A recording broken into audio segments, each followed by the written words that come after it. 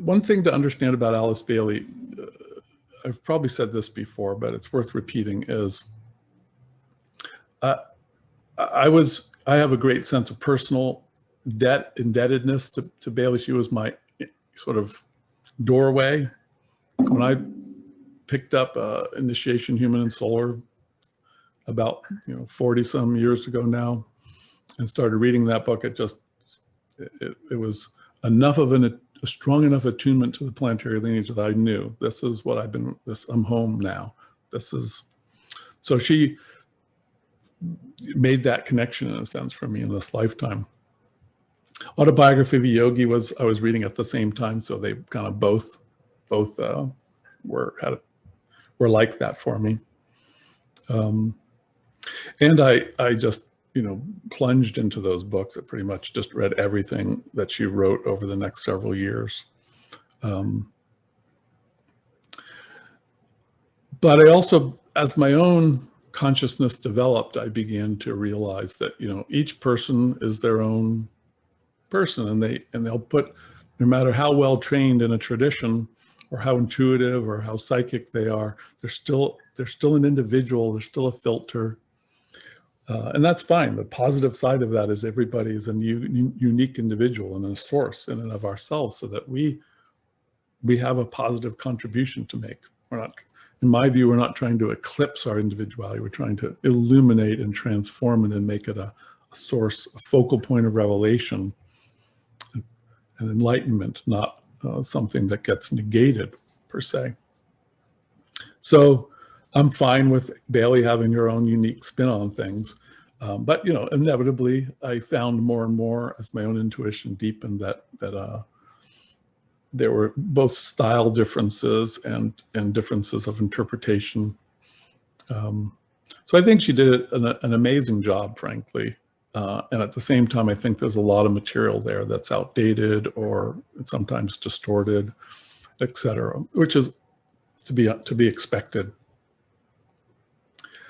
But one of the things to understand about Bailey is that she actually, although being a student of the Secret Doctrine and some of the early Blavatsky material, she was most strongly influenced by Leadbeater and Besant, Annie Besant and Charles Leadbeater, who were in the Adyar school of theosophy, which was one of the subdivisions that arose.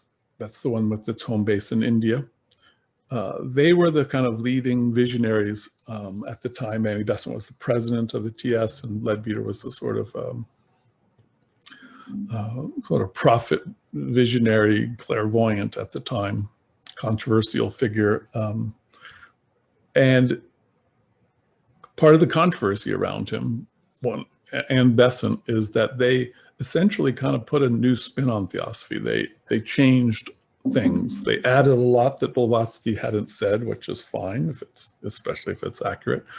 And also, they kind of put a different spin on it, then a distinctly different spin, so much so that people call it now, a lot of people call it neo-theosophy. And that's, if you actually know a lot about Leadbeater and Besant and then look at Alice Bailey's teachings, a lot of what they said is what she carried over and used as the foundation. For instance, something as simple as the version of the 7 planes that's in Alice Bailey's teachings, which I actually happen to agree with, she actually got from Leadbeater and Besant, is not what Blavatsky said. Blavatsky put out a different version of the planes, which also makes sense from a different point of view, but it's not my preference. That's an area where I prefer the Leadbeater Bailey, Besant version. Daskalos also resonated strongly with that version, so Daskalos picked up that Leadbeater version as well. He didn't go with the Blavatsky version. So that's an area where I think that the deviation from Blavatsky's style and perspective, I happen to agree with.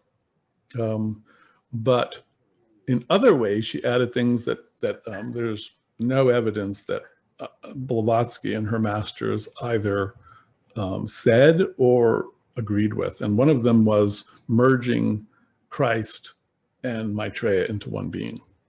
That is not something that you find any teaching about in the early theosophical teachings.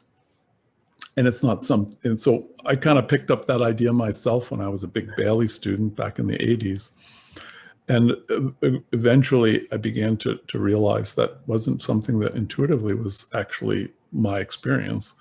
And so that's one of the things that I do differ about in my interpretation or experience of Maitreya, is that that neo-theosophical Leadbeater Bailey version doesn't quite resonate with me.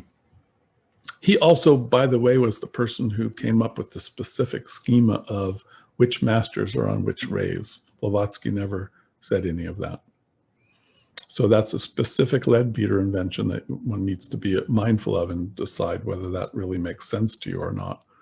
I'm not going to go into that can of worms right now, but that's something that just became fixed in sort of like not only Western esotericism, but then the sort of the New Age scene, and actually was Leadbeater's perspective on that. So who Sanat Kumara is, who the Buddha is in a kind of diagram of the hierarchy, you might say, who the so-called Mahachohan is, the Manu, the 7 Kohans or Chohans, Maitreya, not to mention other masters like Swaminarayan and so on and so forth. Pretty much a lot of those masters were talked about by Blavatsky, pretty much most of them. But the putting them together into that particular map, that was Leadbeater. He did that. Blavatsky didn't say any of that.